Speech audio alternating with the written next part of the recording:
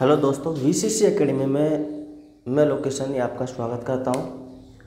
हमने जो फिजिक्स में जो लास्ट क्लास तक जो अपने 6 पार्ट हो चुके हैं फिजिक्स के, हम उसको आगे बढ़ाते हुए गति के जो विभिन्न प्रकार हैं उनकी बात करते हैं। हमने गति के 2 प्रकारों की बात की, जहां पर आपने एक तो सरल रेखीय गति देखी थी और एक आपने यादृच्छिक गति देखी थी। वहाँ से बनने वाले क्वेश्चंस भी मैंने आपको बताए थे कि क्वेश्चंस किस तरीके से बनते हैं और कैसे क्वेश्चंस आते हैं। आज हम जो बात करने वाले हैं वो गति का जो अगला जो नेक्स्ट जो प्रकार है उसके बारे में बात करने वाले हैं। ये जो अपन पढ़ रहे हैं, देखो आप किसी भी एग्ज़ाम को आप साथ में लेके चलना, चाहे वो रिटन एग्ज़ाम हो, चाहे वो जो ऑब्जेक्टिव जो एग्ज़ाम है वहाँ से मैं आपको साथ के साथ में इनके क्वेश्चंस करवाता चलूँगा, जिससे आपको ये भी महसूस रहेगा, ये भी पता रहेगा कि क्वेश्चंस आते कैसे हैं। ठीक है, तो आप इन चीज़ों के बारे में बिल्कुल आप निश्चिंत रहिए, चिंता करने की ज़रूरत ही नहीं है कि हमारे को कैसे पढ़ना है, कितना पढ़ना है और क्या पढ़ना है। देखो, हम आपको पढ़ना सिखा देंगे, आप आगे की बात है आप कितना पढ़ते हो कितना नहीं पढ़ते। चलो तो स्टार्ट करते हैं गति के विभिन्न प्रकार। और आज जो हम गति का जो नेक्स्ट जो प्रकार है नंबर 3, उसका नाम है आवर्त गति।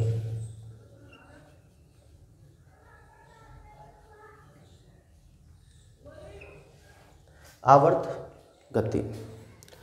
आवर्त गति का मतलब क्या होता है कि आवर्त का मतलब होता है बार बार घूमना, एक ही जगह पर बार बार आना जाना, एक ही जगह पर क्या कहलाता है? आवर्त कहलाता है। अगर मैं इसको परिभाषा के रूप में अगर लिखवाना चाहता हूँ कि जब कोई वस्तु एक निश्चित समय अंतराल में, जब कोई वस्तु एक निश्चित समय अंतराल में,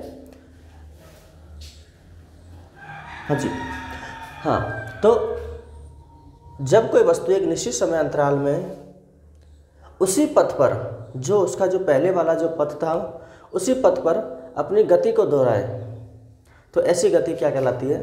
आवर्त गति कहलाती है। जैसे अपन जानते हैं कि कोई भी जैसे पेंडुलम है, ये पेंडुलम, ये इसकी माध्य अवस्था है, इससे इधर जाना और इससे इधर जाना, ये इसकी कैसी गति है? आवर्त गति कहलाती है। तो अपन यहाँ पर कह सकते हैं कि जब कोई वस्तु एक निश्चित समय अंतराल के बाद, तो यहाँ पर लिख रहा हूँ मैं इसको कि जब कोई वस्तु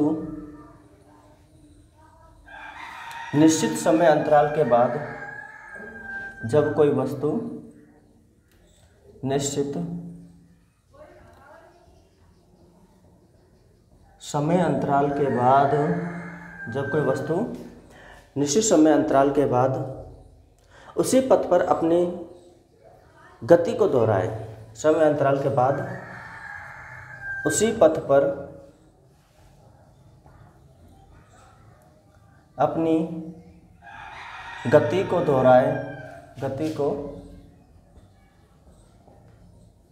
दोहराए, तो ऐसी गति आवर्त गति कहलाती है।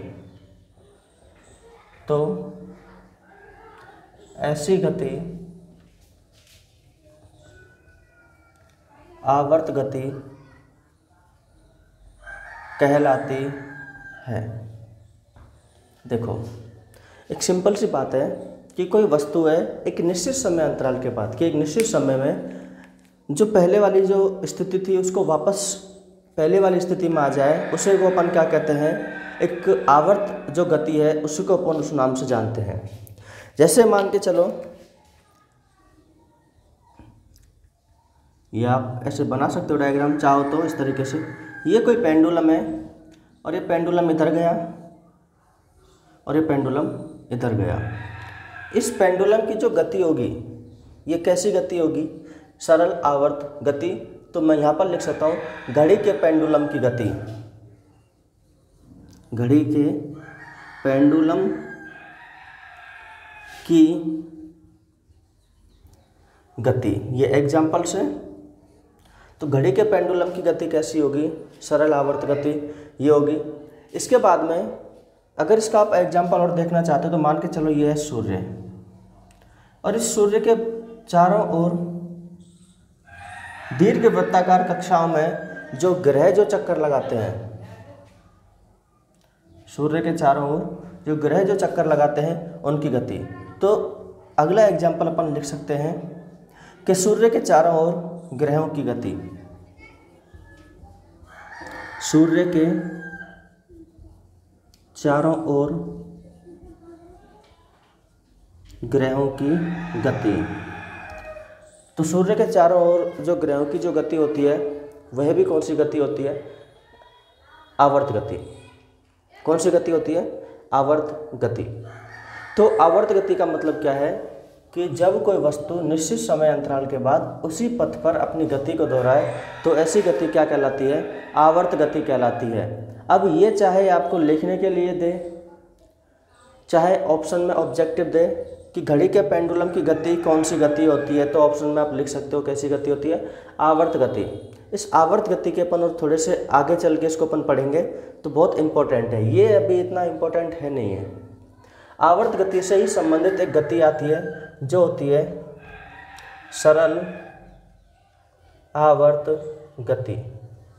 ये बहुत इंपॉर्टेंट है यहाँ से कि सरल आवर्त गति अपन किसे कहते हैं, इसके आयाम या घटक कौन कौन से होते हैं, सरल आवर्त गति के एग्जाम्पल कौन कौन से हैं, वो आपके लिए यहाँ से इम्पोर्टेंट है। तो इसमें तो कोई ज़्यादा खास क्वेश्चंस है नहीं है आवर्त गति में, लेकिन आपको करवाना ज़रूरी था। ये भी एक गति का एक प्रकार था और इस आवर्त गति का ही एक और प्रकार है जिसे अपन किस नाम से जानते हैं? सरल आवर्त गति के नाम से इसको अपन जानते हैं। तो अब हम बात करेंगे कि सरल आवर्त गति होती क्या है। एक बार आप इसका स्क्रीनशॉट ले लो।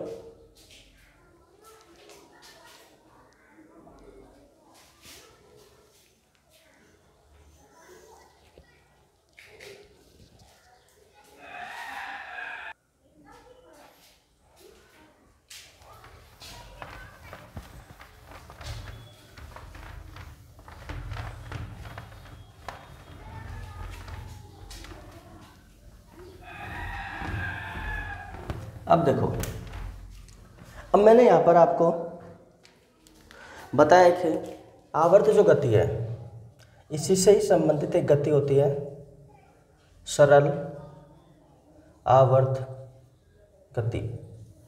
कि सर ये क्यों पढ़ा रहे हो आप सरल आवर्त गति जब आपने आवर्त गति के बारे में बता दिया। देखो, आवर्त गति सिर्फ इतनी होती है कि कोई वस्तु एक निश्चित समय अंतराल बाद वापस अपने उसी पथ को या उसी वस्तु को या उसी स्थिति को दोहराए, तो वो कौन सी गति होती है? आवर्त। सरल आवर्त गति में होता क्या है कि उसमें एक माध्य स्थिति आ जाती है। उसमें क्या आ जाती है? एक माध्य स्थिति का मतलब होता है कि जहाँ से चलना प्रारंभ किया वहीं पर रुक जाना। यदि आप उस पर कोई बाह्य फोर्स अगर कार्य ना करे, बाह्य बल अगर उस पर कार्य ना करे, तो वो अपनी एक स्थिति बना लेता है।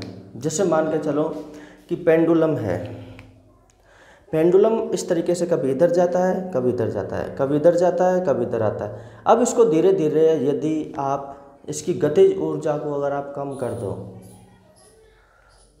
तो ये क्या होगा? इधर जाना क्या हो जाएगा? बंद हो जाएगा और ये बीच में आकर के बिल्कुल इस तरीके से स्टेट हो जाएगा। तो ये जो स्टेट होता है इसे कहते हैं इसकी माध्य अवस्था।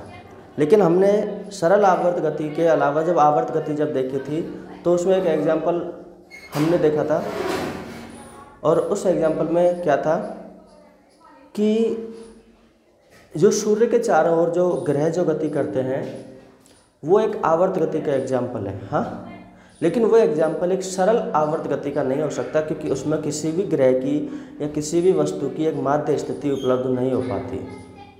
इसलिए सरल आवर्त गति अलग होती है, माध्य स्थिति अलग होती है। तो सरल आवर्त गति का एक एग्जाम्पल मैंने बताया पेंडुलम की गति। दूसरा सरल आवर्त गति का मैं आपको एग्जाम्पल बताऊं, जैसे कोई नली है आपके पास, छोटी सी नली है पानी की और आपने उसको इधर से पकड़ रखा है और इधर से पकड़ रखा है। जब आप उस पानी की नली को जब इधर से ऊपर करोगे, जब आप जैसे अपने जब घर वगैरह बनाते हैं, मिस्त्री वगैरह जब आते हैं तो आपने देखा होगा जब कारीगर जो होते हैं, काम करने वाले जो होते हैं, तो वो जो दीवार होती है उसकी ऊंचाई को मापते हैं और जब ऊंचाई को मापते हैं तो उसमें जो पानी का जो लेवल है उसको फिक्स करते हैं नली को ऊपर नीचे करके। लेकिन आप जब नली को स्थिर पकड़ लेते हो तो पानी का एक लेवल आता है, उसे अपन उसका माध्य कहते हैं, माध्य स्थिति कहते हैं कि अगर आप इसको हिलाओ नहीं तो पानी यहाँ पर आकर के क्या हो जाता है, रुक जाता है, तो वो उसकी क्या कहलाएगी, माध्य अवस्था।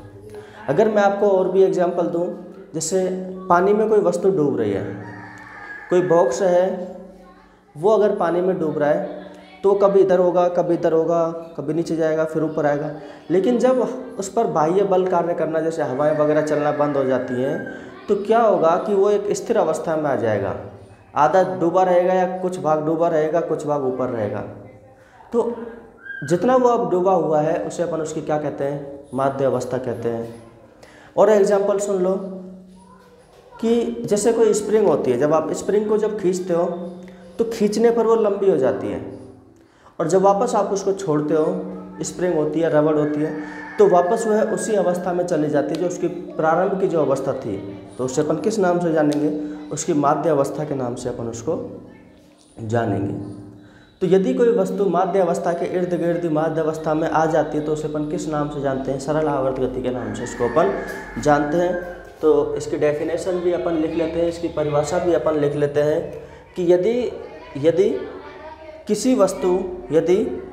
वस्तु किसी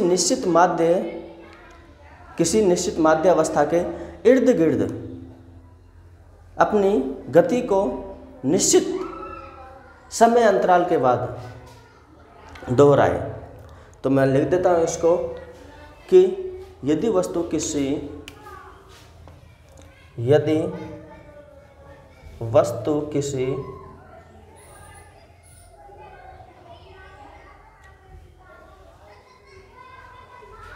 निश्चित समय अंतराल बाद यदि वस्तु किसी निश्चित समय अंतराल बाद माध्य अवस्था के इर्द गिर्द के बाद माध्य अवस्था के इर्द गिर्द अपनी गति को निश्चित इर्द गिर्द अपनी गति को दोहराए, कि इर्द गिर्द अपनी गति को दोहराए, निश्चित समय अंतराल बाद माध्य अवस्था के इर्द गिर्द अपनी गति को दोहराए, तो इसे सरल आवर्त गति कहते हैं। दोहराए तो इसे सरल आवर्त गति कहते हैं। तो इसे किस नाम से जानते हैं, सरल आवर्त गति के नाम से इसको अपन जानते हैं। मैं यहाँ पर एग्जाम्पल लिख देता हूँ। अभी जो मैंने आपको एग्जाम्पल बोले, जैसे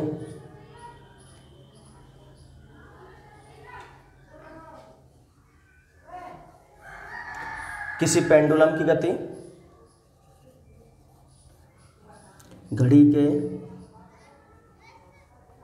पेंडुलम की गति, किसकी गति, घड़ी के पेंडुलम की गति,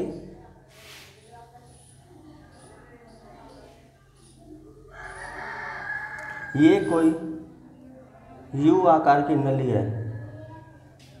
अब इस यू आकार की नली में मान के चलो ये पानी भरा हुआ है,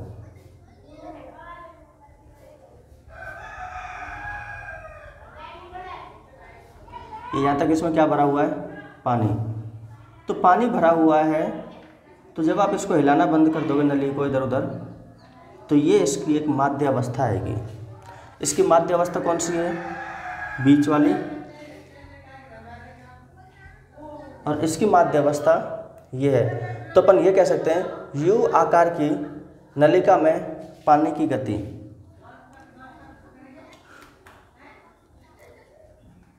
यू आकार की नलिका में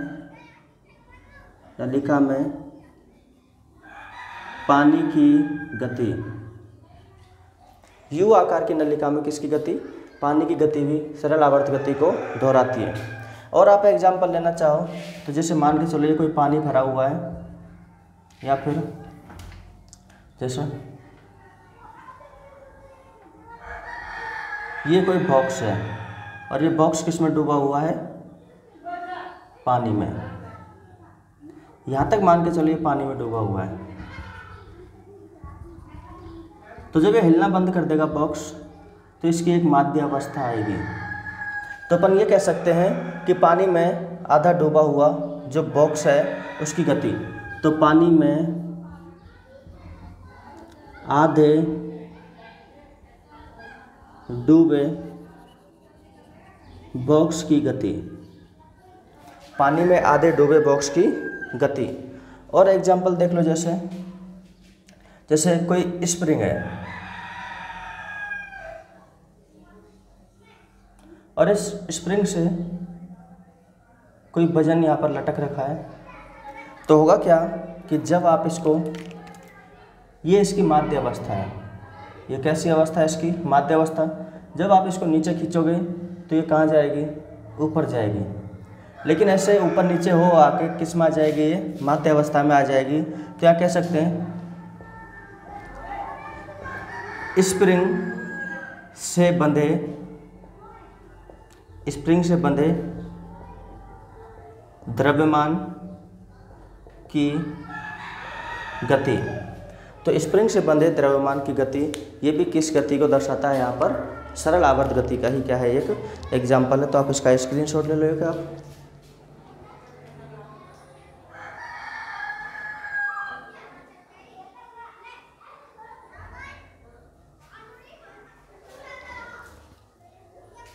चलो अब हम इस सरल आवर्त गति को और आगे समझते हैं।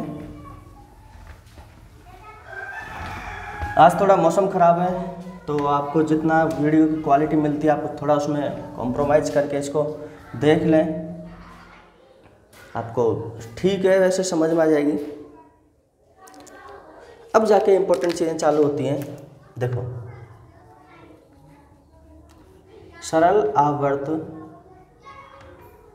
गति के दौरान, कौन सी गति के दौरान, सरल आवर्त गति के दौरान वस्तु पर एक बल कार्य करता है, उस बल को अपन नाम देते हैं प्रत्यानयन बल। तो सरल आवर्त गति के दौरान वस्तु पर प्रत्यानयन बल कार्य करता है। तो एग्जाम में आ जाएगा कि सरल आवर्त गति के दौरान वस्तु पर कौन सा बल कार्य करता है, कि सब प्रत्यानयन बल कार्य करता है। ये तो हो गया ऑब्जेक्टिव। कई बार रिटर्न में भी आ जाता है कि सरल आवर्त गति को आप समझाइए क्या होती है। तो आप देखो इसको पूरा डिटेल से समझा सकते हो। यहाँ पर बहुत सारी चीज़ें, आपको जितना मन करे उतना लिखना है, इसमें से जितना आपको चाहिए। अब बात आती है कि सर ये प्रत्यानयन बल होता क्या है। प्रत्यानयन बल का मतलब है कि भाई जैसे मान के चलो ये कोई पेंडुलम गति कर रहा था, तो जब ये पेंडुलम इधर जाता है अधिकतम अवस्था में, फिर वापस यहाँ आता है अपनी माध्य अवस्था में, फिर यहाँ जाता है, तो अधिकतम अवस्था से माध्य अवस्था में लाने के लिए इस पर कोई ना कोई बल तो कार्य कर रहा होगा। दोबारा समझो, जैसे कोई व्यक्ति अगर भाग रहा है, दौड़ रहा है, तो उसको कोई पीछे से अगर उसको रोकना चाहता है तो उसको पकड़ना पड़ेगा। तो जब उसको कोई रोकेगा तो उस पर कोई बाह्य बल कार्य करेगा। तो वही चीज़ यहाँ पर है कि जब कोई वस्तु सरल आवर्त गति करती है तो उसको माध्य अवस्था में लाने के लिए एक बल कार्य करता है, उस पर उस बल का क्या नाम है, प्रत्यानयन बल है। तो प्रत्यानयन बल क्या काम करता है कि उस वस्तु को कौन सी अवस्था में लाने का काम करता है, वापस से माध्य अवस्था में। तो सरल आवर्त गति के दौरान वस्तु प्रत्यानयन बल का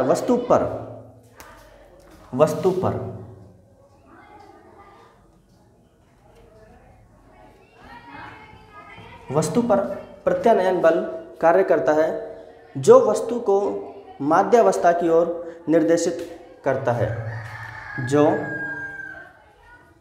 वस्तु को माध्य अवस्था की ओर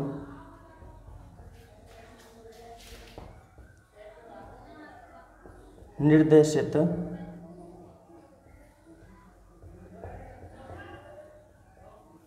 करता है। माध्य अवस्था की ओर निर्देशित करने का मतलब मैंने आपको समझा दिया कि माध्य अवस्था में लाने की कोशिश करता है। ठीक है, अगर हम इस बल की अगर बात करें, देखो ये डिफाइन किए हुए मान होते हैं निकाले जाते हैं न्यूमेरिकल के थ्रू, लेकिन आपको जब डायरेक्ट करवाया जाता है, क्योंकि अपने एग्ज़ाम में डायरेक्ट ही पूछता है और अपने को डायरेक्ट ही करने हैं, तो f बराबर माइनस के एक्स। अब ये आया कहाँ से, ये अपने कोई काम की चीज़ है नहीं है। बाकी चीज़ें आप अगर डिटेल से फिर ज़्यादा करना चाहते हो तो देखो फिर फिजिक्स अपने आप में बहुत बड़ी होती है, तो वो तो संभव नहीं है आपको करवाना। लेकिन हाँ इतना ज़रूर है, F का मतलब बल होता है। तो यहाँ पर जो प्रत्यानयन जो बल है, जो सरल आवर्त गति में जो वस्तु को माध्य अवस्था में लाने के लिए निर्देशित करता है, जो बल है वो बराबर होता है माइनस के एक्स। अब यहाँ पर आप बोलोगे सर ये माइनस का चिन्ह क्या है, तो यहाँ पर जो ऋणात्मक जो चिन्ह है, कौन सा चिन्ह, ये जो ऋणात्मक जो चिन्ह है ये किसको दर्शा रहा है कि जिधर वस्तु, ये x का मतलब यहाँ पर है, देखो k का मतलब तो है बल नियतांक, k का मतलब तो क्या है, बल नियतांक, चूंकि k बराबर बल नियतांक। अब ये आता है, आप 9th और 10th की किताब में कहीं ना कहीं मिल जाएगा आपको कैसे डिफाइन करते हैं, आप वहाँ से देख लेना साइंस की। और x बराबर जो है ये है विस्थापन, ये क्या है, विस्थापन। तो क्या तो गया बल नियतांक कांस्टेंट होता है और x क्या हो गया, विस्थापन। तो यहाँ पर जो ऋणात्मक चिन्ह जो क्या बता रहा है कि जिधर वस्तु गति करती है ना उसकी विपरीत दिशा में बल लगता है। दोबारा समझो, जैसे ये पेंडुलम है, ये पेंडुलम यदि इधर विस्थापित हो रहा है, इधर गति कर रहा है, तो इसकी विपरीत दिशा में मतलब इधर की ओर क्या लगेगा, प्रत्यानयन बल लगेगा। अगर ये वस्तु इधर गति कर रही है तो इसकी विपरीत दिशा में क्या लगेगा, प्रत्यानयन बल। तो ये ऋणात्मक जो चिन्ह है ये क्या करता है कि वस्तु यह दर्शाता है कि जो प्रत्यानयन बल जो लग रहा है वो गति के विपरीत दिशा में लग रहा है। तो मैं लिख देता हूँ, ऋणात्मक चिन्ह दर्शाता है कि